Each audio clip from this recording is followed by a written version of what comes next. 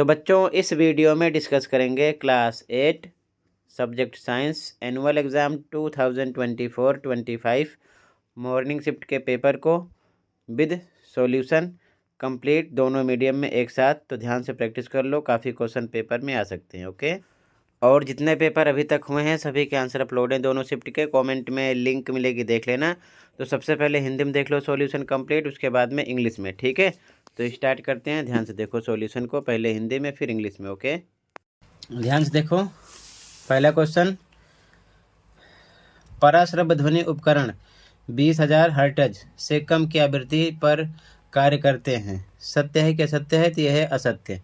ठीक है। सेकंड, ईंधनों का जलना डैश प्रदूषण का प्रमुख कारण है, तो वायु प्रदूषण का। ठीक है। अगला, बिटुमेन का कोई एक उपयोग लिखिए, तो पेंट में या फिर सड़क बनाने में लिख सकते हो। ठीक है।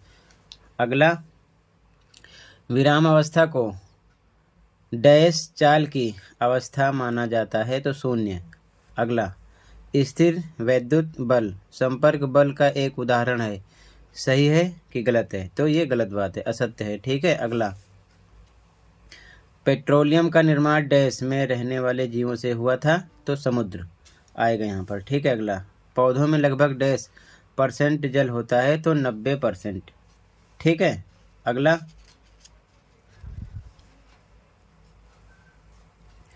निराई को परिभाषित कीजिए, तो आंसर खरपतवार को फसल से निकालना निराई कहलाता है। अगला, गुरुत्व केवल पृथ्वी का ही गुण है। सही है कि गलत है? तो गलत है, यानी कि असत्य। अथवा वाला, गुरुत्व बल का एक उदाहरण लिखिए, तो नदी के पानी का नीचे की ओर बहना या फिर पेड़ से पत्ते का नीचे गिरना, कोई एक लिखना था। ठीक है। अगला, पेशीय बल का एक उदाहरण देना था, तो टहलना, कूदना, वजन उठाना, तीनों में से कुछ भी कोई एक लिखना था। ठीक है। अथवा वाला देखो, पेशीय बल क्या है? तो आंसर मांसपेशियों के द्वारा लगाया जाने वाला बल पेशीय बल कहलाता है।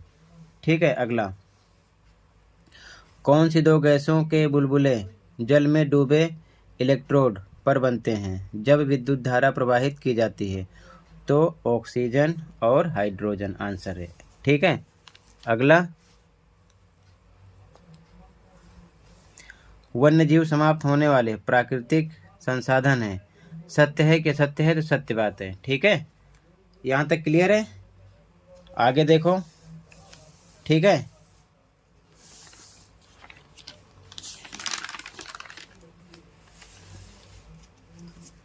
अगला, वाहक का नाम लिखिए।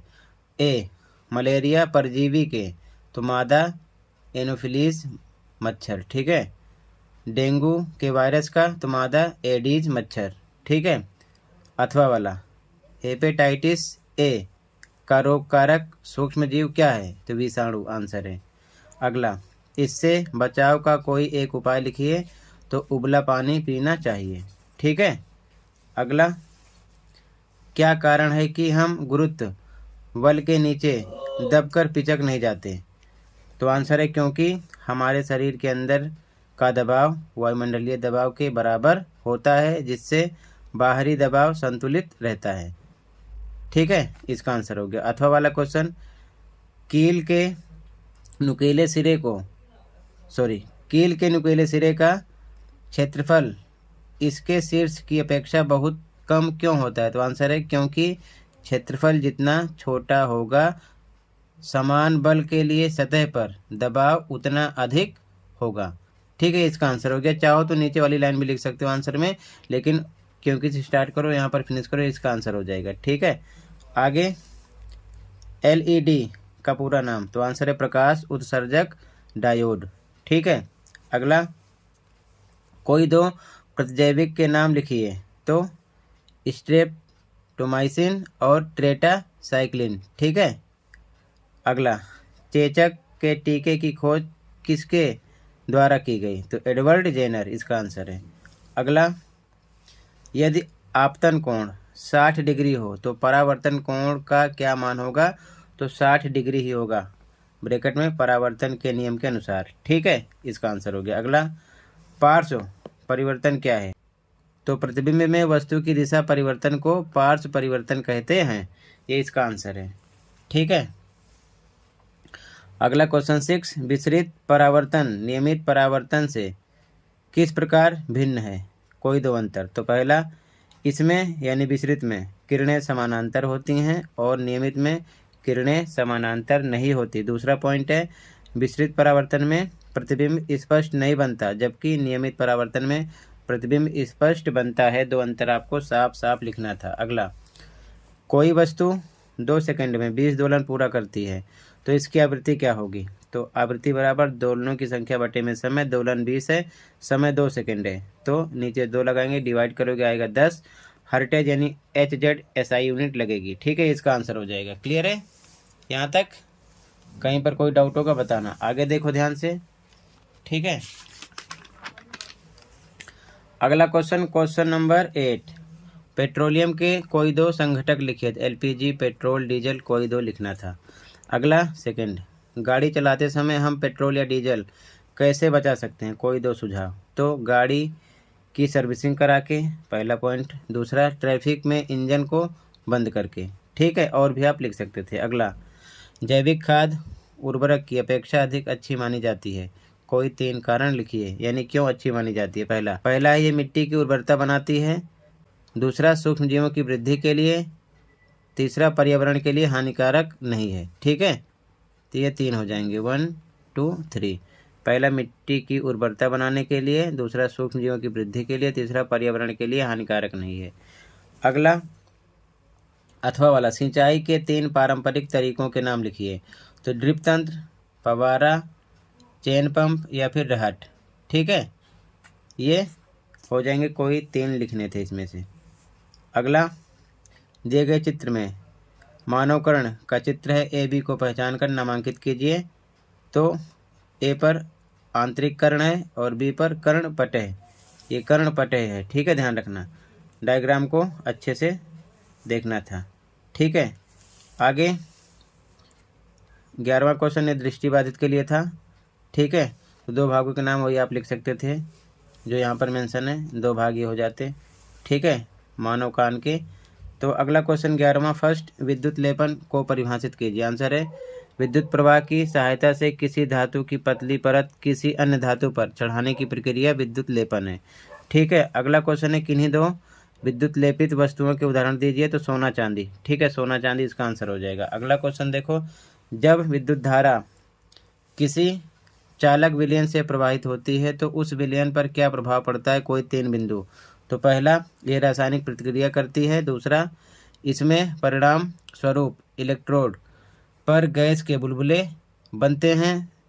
तीसरा पॉइंट, घोल के रंग में परिवर्तन हो सकता है। ठीक है, ये इसका आंसर हो जाएगा। यहाँ तक क्लियर है? कहीं पर कोई डाउट होगा बताना। आंसर नंबर 11 तक। ठीक है, आगे देखो ध्यान से,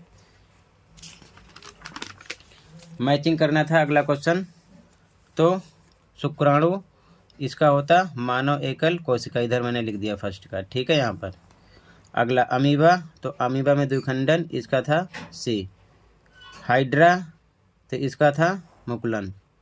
मेंढक, तो इसका था टैडपोल।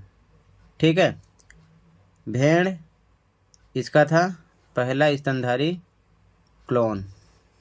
गर्भ, तो इसका था 6 का भ्रूण की अवस्था। इधर साइड में आंसर लिखा है। ठीक है, आगे ये पढ़ लेना। पहला क्वेश्चन, विटामिन A की कमी से होने वाले रोग का नाम? रतौंधी। अगला, विटामिन A की प्रचुर मात्रा पाई जाती है किसमें? तो कच्ची गाजर में भी, दूध एवं दही में भी, मछली के तेल में भी। तो उपरोक्त सभी ऑप्शन लगाना था। ठीक है, आगे देखो,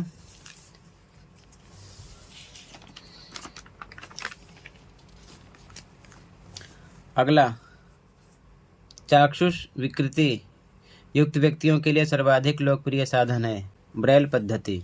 ठीक है, ब्रेल पद्धति भी ऑप्शन था। अथवा वाला, नेत्र में शलाकाएं डैश के लिए सुग्राही होती हैं।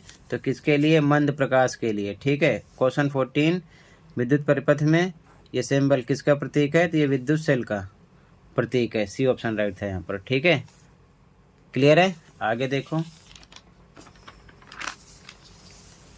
अगला क्वेश्चन, बल्ब केवल तभी दीप्त होता है जब स्विच डैश तथा परिपथ डैश हो। क्या हो? ऑन बंद। ठीक है, ऑन ऑफ दोनों। अगला, जब विद्युत बल्ब तंतु टूट जाता है तो क्या होता है? बल्ब दीप्त नहीं होता है। ठीक है, सी ऑप्शन था। अथवा वाला, उपकरण जिसका उपयोग आजकल फ्यूज के स्थान पर निरंतर बढ़ता जा रहा है वे है। क्या है? तो लघु परिपथ विच्छेदक, MCB। ठीक है, सी ऑप्शन था। क्वेश्चन नंबर 15 पढ़ लेना, डायरेक्ट आ जाओ क्वेश्चन पर। ठीक है, क्वेश्चन नंबर 15 पहला है डैश एवं डैश अजैव घटकों के उदाहरण है। तो सूर्य का प्रकाश, मृदा। अगला, डॉल्फिन में अनुकूलन उन्हें वायु में डैश द्वारा श्वास लेने की अनुमति देता है। तो वात छिद्रों। अगला मेंढकों के पश्चपाद में जालयुक्त पादांगुलियां उन्हें डैश में सहायता करती हैं, किसमें? तैरने में सहायता करती हैं। अथवा वाला, स्क्विड एक डैश है, क्या है? समुद्री जंतु। ठीक है, ए ऑप्शन था। तो बच्चों टोटल मैंने complete question paper with solution Hindi medium में डिस्कस कर दिया। अब इंग्लिश में पहले क्वेश्चन देख लो, फिर आंसर कंप्लीट देखकर इंग्लिश वाले प्रैक्टिस करेंगे। ओके, तो बच्चों सबसे पहले कंप्लीट क्वेश्चन इंग्लिश मीडियम में देख लो। ठीक है, फिर कंप्लीट आंसर की शो करेंगे। ठीक है, तो इंग्लिश मीडियम वाले बच्चे भी प्रैक्टिस कर लेंगे। सेक्शन स्टार्ट हो रहा है, पहले कंप्लीट क्वेश्चन इंग्लिश में देख लो। ठीक है, ध्यान से। सेक्शन भी स्टार्ट हुआ यहाँ से। ठीक है, ध्यान से क्वेश्चन को देख लो सबसे पहले, इसके बाद में कंप्लीट आंसर की शो करेंगे। ठीक है, सेक्शन से स्टार्ट हुआ, सेक्शन सी के क्वेश्चन है ये। ठीक है, सेक्शन सी के। इसके बाद में यहाँ से ध्यान से देखो, सेक्शन सी में क्वेश्चन नंबर 12। ठीक है, क्वेश्चन नंबर 13 है ये।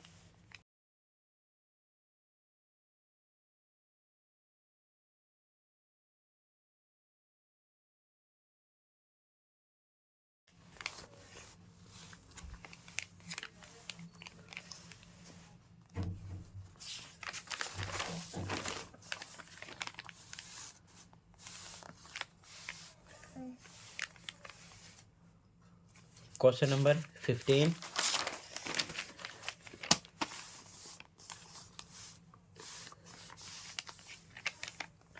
और ये कंप्लीट हो गया क्वेश्चन पेपर।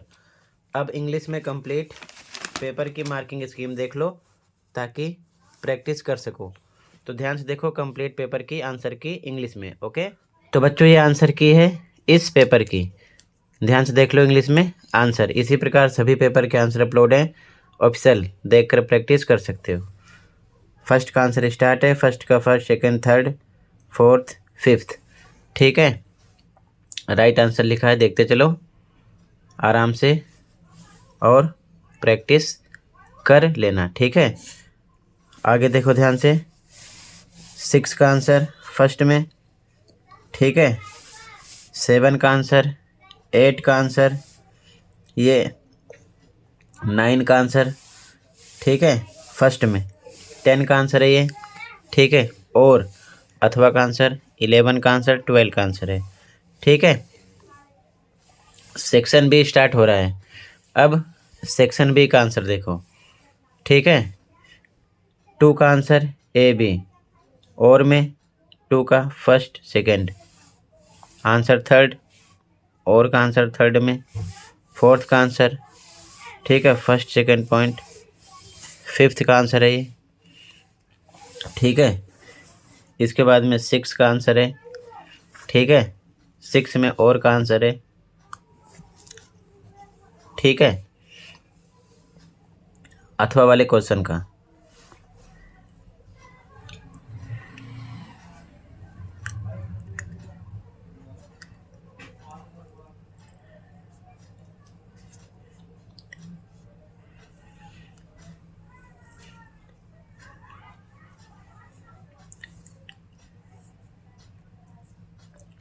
सेवन का आंसर है। ठीक है, ये क्वेश्चन हर बार आता है फ्रीक्वेंसी निकालने के लिए। ठीक है, सेक्शन से स्टार्ट हुआ, आंसर नंबर 8 में फर्स्ट सेकंड का आंसर। ठीक है, आंसर नंबर 9।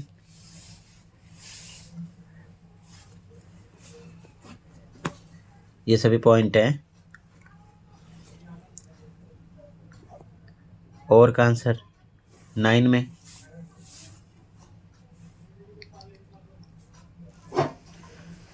इसके बाद में आंसर नंबर 10 है और ये only for visually impaired student के लिए आंसर नंबर 10। फर्स्ट सेकंड का आंसर है। आंसर नंबर 11 स्टार्ट हो गया यहाँ से। फर्स्ट का आंसर, सेकंड का आंसर, ठीक है। और ये आंसर नंबर 11 में और का आंसर है, ठीक है।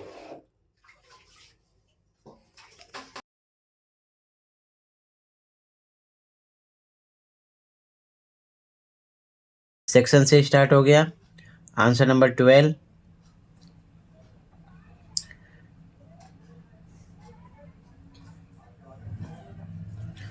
मैचिंग वाला था। आंसर नंबर 13, और का आंसर 14।